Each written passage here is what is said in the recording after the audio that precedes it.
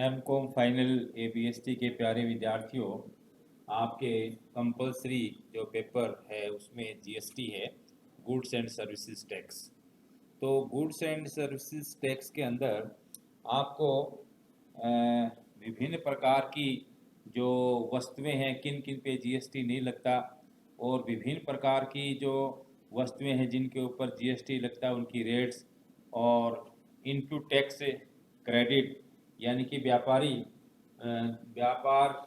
माल बेचने से पहले दूसरे जहां से परचेज करके लाता है माल, उस पर जितनी जीएसटी दे के आता है वो जीएसटी का एडजस्टमेंट होता है, उसको बोलते हैं इनपुट टैक्स क्रेडिट, जब वो खुद व्यापारी माल बेचता है तब। तो अब इसमें माल खरीदने पे जो व्यापारी टैक्स दे के आता है जीएसटी, उसको इनपुट टैक्स बोलते हैं, और जब माल बेचता है तो उसको आउटपुट टैक्स। तो आउटपुट टैक्स लायबिलिटी में से व्यापारी खुद माल खरीद के लाया, उसमें जितनी जीएसटी दे के आया उसका एडजस्टमेंट कर दिया जाता है, उसका माइनस कर दिया जाता है, बाकी जो बचता है उसको जीएसटी पेबल बोलते हैं। तो अभी एक पेमेंट ऑफ टैक्स जीएसटी में ये एक प्रैक्टिकल क्वेश्चन मैं आपको करके दिखा रहा हूँ कि किस तरह से आपको जीएसटी पेबल की गणना करती है, कर का भुगतान करना है, payment of tax GST payment of tax. तो आपकी जो ये टेक्स्ट बुक है, जो मैंने आपको बताया खरीदने के लिए कि ये जो टेक्स्ट बुक है ये आप खरीद लें, और इससे ही आप जीएसटी के बारे में गहन और विस्तृत अध्ययन करें। विभिन्न जो प्रावधान जीएसटी के दिए गए हैं, विभिन्न धाराओं के अंतर्गत जो जो प्रावधान हैं उनको अच्छी तरह से भली भांति आप पढ़ लें। जीएसटी की बैकग्राउंड है, जीएसटी में क्या क्या चीज़ें इंपॉर्टेंट फंडामेंटल वर्ड्स हैं जो आपको आनी चाहिए, कौन कौन सी चीज़ों पे जीएसटी लगती है, जीएसटी की कौन कौन सी चीज़ों पे जीएसटी नहीं लगती है, एग्जेम्प्टेड है, और विभिन्न प्रकार के आइटम्स हैं उन पे जीएसटी की रेट क्या है, ठीक है। और जीएसटी कंप्यूटेशन ऑफ जीएसटी किस प्रकार किया जाता है, किस प्रकार रजिस्ट्रेशन है, किस प्रकार कंपोजिशन स्कीम है। तो ये एक नया सब्जेक्ट है, बहुत लंबा चौड़ा, इसमें पढ़ने के लिए आपके पास मटेरियल है, क्योंकि इससे पहले आपने नीची जो लोअर क्लासेज या डिग्री लेवल के ऊपर इनकम टैक्स ही पढ़ा है, जीएसटी के बारे में केवल सुना है, गुड्स एंड सर्विसेज टैक्स के बारे में, लेकिन अभी आपको इसका गहन अध्ययन करना है। तो ये जो क्वेश्चन आपकी टेक्स्ट बुक में, इसमें मैं आपको बताऊं कि एसजीएसटी अधिनियम 2017 के तहत पंजीकृत निर्माता श्री वाई के द्वारा अप्रैल 2020 से संबंधित क्रय विक्रय आदि के निम्नलिखित विवरण उपलब्ध हैं। क्या क्या विवरण उपलब्ध हैं कि purchase raw material x inter state 2 lakh रुपए का एक्सक्लूडिंग जीएसटी 18%, इसमें जीएसटी इंक्लूड नहीं है। Purchase raw material Y from local dealer ₹1 lakh excluding GST 12%, GST की रेट है 12%। Purchase capital goods from UP to be used in office ₹4 lakh plus 12% rate of depreciation at the rate of 25%, 12% क्या है, GST है। और other direct and indirect expenses 90,000 inclusive of local GST 10,000 rupees. तो 10,000 इसमें से minus कर देंगे, 90,000 में से actual cost direct indirect expenses की आ जाएगी। फिर इसमें आपको है profit margin 25% of sale price है, कॉस्ट प्राइस नहीं है, सेल प्राइस है, ये चीज का ध्यान रखना, क्योंकि अगर कॉस्ट प्राइस अगर जितनी मानोगे और सेल्स प्राइस जितनी मानोगे, तो सेल्स प्राइस अगर आप मान लो 100 मानोगे, प्रॉफिट 25%, टू कॉस्ट कितनी आ जाएगी, 75 आ जाएगी। तो 75 अगर कॉस्ट है तो प्रॉफिट इतना, और इतनी कॉस्ट है तो जो कॉस्ट है उसका 25/75 आपको करना पड़ेगा, ठीक है। और 20% ऑफ प्रोडक्शन इज अनसोल्ड, यानी कि 20% जो माल बनाया है उसका क्लोजिंग स्टॉक है। और एप्लीकेबल जीएसटी रेट इज 18%, 18% है। Half of goods sold inter state, आधा जो माल है वो अंतर्राज्यीय बिक्री के अंदर बेचा गया है। इंटर स्टेट एक राज्य से दूसरे राज्य में, इंट्रा स्टेट राज्य के भीतर भीतर, और इंटर स्टेट एक राज्य से दूसरे राज्य में। जीएसटी देयता की राशि की गणना कीजिए, calculate the amount of GST payable. अब इसमें आपको जीएसटी पेबल निकालना है, यानी कि जो व्यापारी है वाई, उसने पहले तो माल खरीदा है एक्स मटेरियल और वाई मटेरियल, और उसके ऊपर कुछ कैपिटल गुड्स भी इसने खरीदे हैं 4 लाख के, डायरेक्ट इनडायरेक्ट एक्सपेंसेस भी किए हैं, बाद में माल बनाया है, और इस माल को जो है प्रॉफिट 25% ऑन सेल्स प्रॉफिट लेके बेचा है, और 80% गुड्स बेचा, जितना बनाया उसका 80%, 20% अनसोल्ड है। और दूसरी बात, एप्लीकेबल जीएसटी रेट इसने 18% बताई है, और half of goods sold interstate, आधा जो माल बनाया है उसका आधा माल इसने इंटरस्टेट एक राज्य से दूसरे राज्य में बेचा है, और आधा उसी राज्य के अंदर बेचा है। तो ये प्रैक्टिकल क्वेश्चन है जिसमें आपको जीएसटी पेबल निकालनी है। ये क्वेश्चन आपकी टेक्स्ट बुक में दिया हुआ है। जब आप इस वीडियो को देखें, कोई क्वेश्चन की कोई बात आती है तो अपनी टेक्स्ट बुक खोल करके देख लें कि किस तरह से क्वेश्चन दिया गया है। बात यहाँ आपको समझने की है, प्रोसेस की है कि किस तरह से आप इस प्रैक्टिकल क्वेश्चन का सॉल्यूशन करेंगे, क्योंकि इसमें आपको क्या है, 2 स्टेटमेंट बनाने हैं। पहले तो आपको बनानी है टैक्सेबल वैल्यू ऑफ सप्लाई निकालनी है, computation of taxable value of supply, computation of taxable value of supply. और दूसरा स्टेटमेंट आपको बनाना है computation of GST payable after utilising the available input tax credit. तो अब इसमें 2 स्टेटमेंट बनाएंगे। पहले वाले स्टेटमेंट में क्या है कि आप टैक्सेबल वैल्यू ऑफ सप्लाई निकालेंगे, तो इसके आप कॉलम खींच लीजिए, particulars, amount, ITC of CGST, ITC of SGST और आईटीसी ऑफ आईजीएसटी। आईटीसी का मतलब होता है इनपुट टैक्स क्रेडिट। तो अब इसमें देखिए, ये जो टैक्सेबल वैल्यू ऑफ सप्लाई निकालेंगे, इसमें आप पहले लिखेंगे purchase of raw material X interstate है, purchase of raw material X intrastate.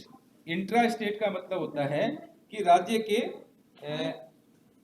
भीतर और राज्य के बाहर। तो अब इसमें इंटर स्टेट के अंदर क्या है कि एक राज्य से दूसरे राज्य में से माल खरीदा गया है, एक राज्य से दूसरे राज्य में माल खरीदा गया है। तो ये इसमें आपको बताया गया है कि रॉ मटेरियल जो है 2 लाख रुपए का खरीदा है, एक्स रॉ मटेरियल का नाम है, और उसमें जीएसटी सम्मिलित नहीं है।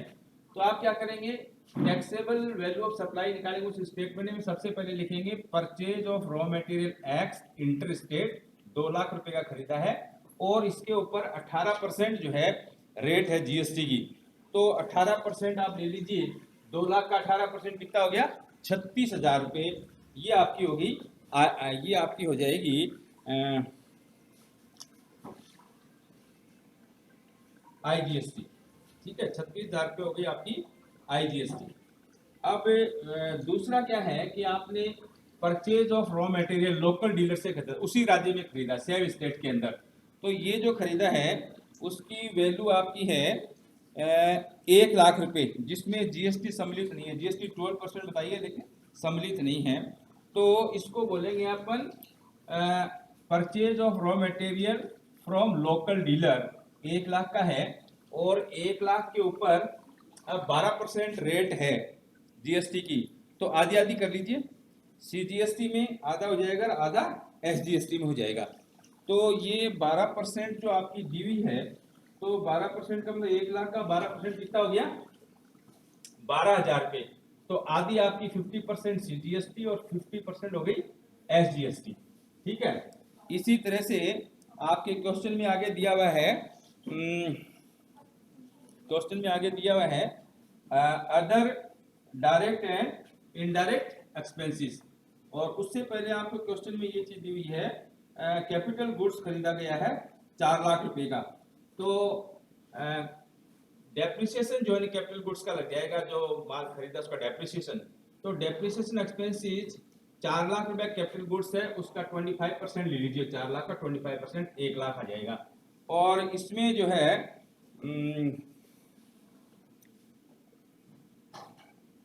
Purchase capital goods to be send 4 lakh, इसमें 12% जो है ना वो आपके जीएसटी के रेट है 12%।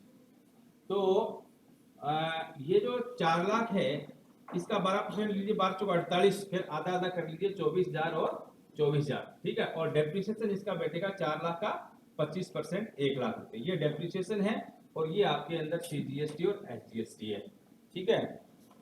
और फिर इसमें डायरेक्ट एंड इनडायरेक्ट एक्सपेंसेस हैं आपके 90,000 रुपए के, जिसमें GST 10,000 उसको माइनस कर दीजिए। तो other direct and indirect expenses 80,000 और 10,000 इसमें आपकी GST है, उसको CGST और SGST में आधा आधा कर लीजिए, 5,000 और 5,000, ठीक है। तो ये तो क्या है कि व्यापारी ने जो माल खरीद के लाया है, मटेरियल X और Y जो अदर एक्सपेंसेस किए हैं, इस चीज का आपका GST का हिसाब है। अब इसमें आपके दूसरी चीज क्या है कि ये इसका जो आपका purchase of raw material, purchase of raw material Y, depreciation expenses और डायरेक्ट अदर डायरेक्ट एक्सपेंसेस, इसको आप जोड़ लीजिए इस पहले कॉलम को। तो ये आ गया आपका 4,80,000 रुपये, जिसको आप बोलेंगे total cost of goods manufactured 4,80,000 रुपये। अब इसमें क्या है कि 80% ही माल बिका है, 20% जो बनाया माल है वो अनसोल्ड है, क्लोजिंग स्टॉक है। तो आप क्या करेंगे, क्लोजिंग स्टॉक को इसमें से घटा दीजिए, लेस क्लोजिंग स्टॉक 20% ऑफ 4,80,000 का 20% लीजिए, 96,000 रुपये आएगा। तो ये 3,84,000 रुपये, ये आपकी क्या आ गई, cost of goods sold. 80% of goods produced were sold, यानी इसका 80% ये बिका है, जिसकी कॉस्ट ये है। 20% अनसोल्ड स्टॉक है, क्लोजिंग स्टॉक, उसकी वैल्यू ये है। तो अभी आपने जो 80% माल बेचा है उसकी कॉस्ट आई है 3,84,000 रुपये। अब इसके अंदर क्या है कि ये जो डीलर है ये 25% मार्जिन ले रहा है, प्रॉफिट ले रहा है सेल प्राइस के ऊपर, कॉस्ट प्राइस पे नहीं है, सेल प्राइस पे है। अगर सेल प्राइस पे होता था अपन 3,84,000 का 25% जोड़ते इसमें। अब इसने कॉस्ट प्राइस पे होता तो 3,84,000 का 25% जोड़ते। अब इसमें प्रॉफिट परसेंटेज सेल्स पे दी है, इसलिए अपन क्या करेंगे कि यूनिटरी मेथड में आप मान लो सेल्स प्राइस 100 है, प्रॉफिट 25 है, तो कॉस्ट कितनी आ गई 75। तो एकाकी नियम अगर यूनिटरी मेथड लगाएं तो 75% कॉस्ट है, प्रॉफिट 25 है, 1 है तो 25/75 और इतनी कॉस्ट है इनटू दैट फिगर। तो अभी इसमें क्या है कि ये 3,84,000 आपकी कॉस्ट प्राइस है इनटू 25/75, तो ये आपका प्रॉफिट मार्जिन आ गया 1,28,000। अब ये जो कॉलम है अमाउंट वाला, इसको जोड़ लीजिए, तो उसको बनेंगे टैक्सेबल वैल्यू ऑफ सप्लाई 5,12,000 रुपये, टैक्सेबल वैल्यू ऑफ सप्लाई आ गई। अब ये इसके ऊपर जो GST का पेमेंट किया गया है उसकी इनपुट टैक्स क्रेडिट के जो कॉलम है इनका जोड़ मार दीजिए। इनपुट टैक्स क्रेडिट CGST की 35,000 हो जाएगी और इनपुट टैक्स क्रेडिट SGST की 35,000 हो जाएगी, और जो ITC ऑफ IGST है, इनपुट टैक्स क्रेडिट IGST की है, वो है 36,000। तो इस तरह से ये जो आपने पहला वाला जो स्टेटमेंट बनाया है इसमें आपने टैक्सेबल वैल्यू ऑफ सप्लाई निकाल ली और इसके साथ साथ जो इनपुट टैक्स क्रेडिट का अमाउंट है CGST का, SGST का, IGST का, उसकी आपने कैलकुलेशन कर ली। अब आप क्या है कि दूसरा स्टेटमेंट बनाएंगे। अब दूसरे स्टेटमेंट में आपको क्या है कि आप ये ज्ञात करेंगे कि GST पेबल, कितनी GST पेबल निकलेगी अगर आप ये जो इनपुट टैक्स क्रेडिट जो है इनका एडजस्टमेंट करते हुए इस व्यापारी को कितनी GST का पेमेंट करना है।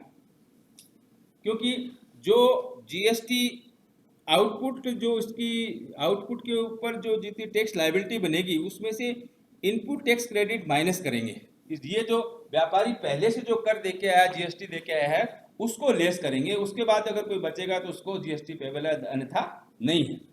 तो अभी क्या है कि अपन दूसरा जो स्टेटमेंट बनाएंगे उस दूसरे स्टेटमेंट का क्या हेडिंग हो गया, computation of GST payable after utilising the available input tax credit. अब ये अवेलेबल इनपुट टैक्स क्रेडिट है इस व्यापारी के पास।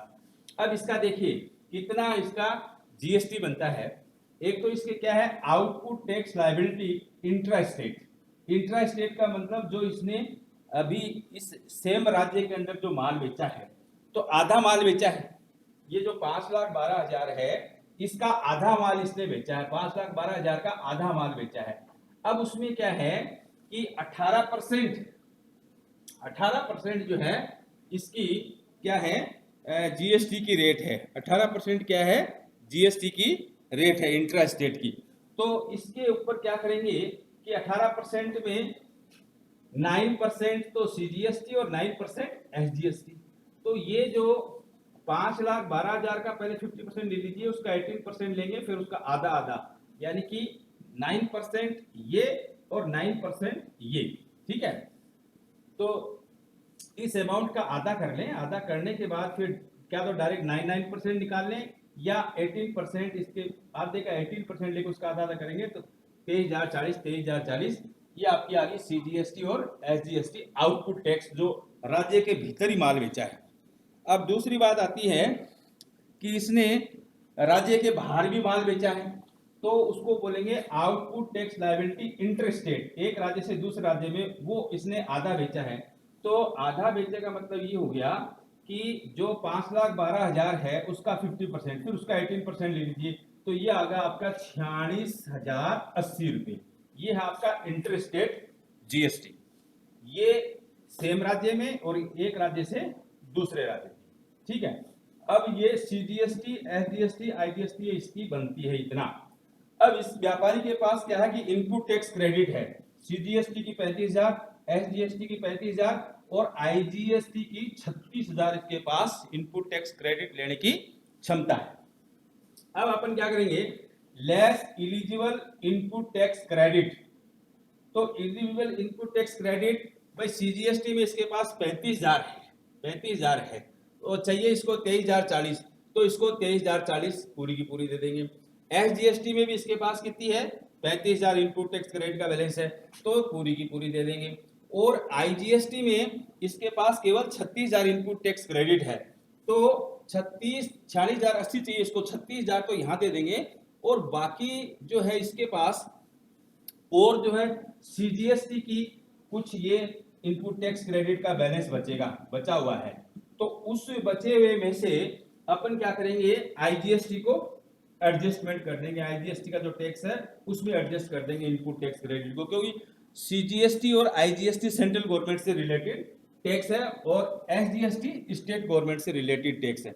तो अपन क्या करेंगे कि ये जो IGST जो पेबल है 46,080, उसमें 36,000 इनपुट टैक्स क्रेडिट हुआ, कुछ अमाउंट बच गया 10,080, ये पैसा जो है अपन ये जो CGST का जो सरप्लस है उसमें से इसको यूज कर लेंगे।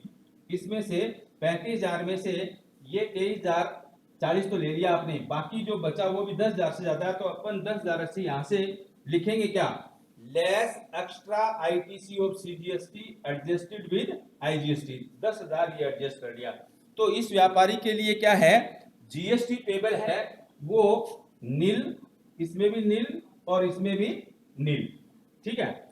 अब इस व्यापारी के लिए क्या है कि इनपुट टैक्स क्रेडिट है वो कितनी कैरी फॉरवर्ड होगी, तो यहां लिखेंगे आप, ये तो GST पेबल नील आ गया, फिर लिखेंगे input tax credit surplus carry forward, carry forward करेंगे, CF बनेंगे, आगे ले जाएंगे।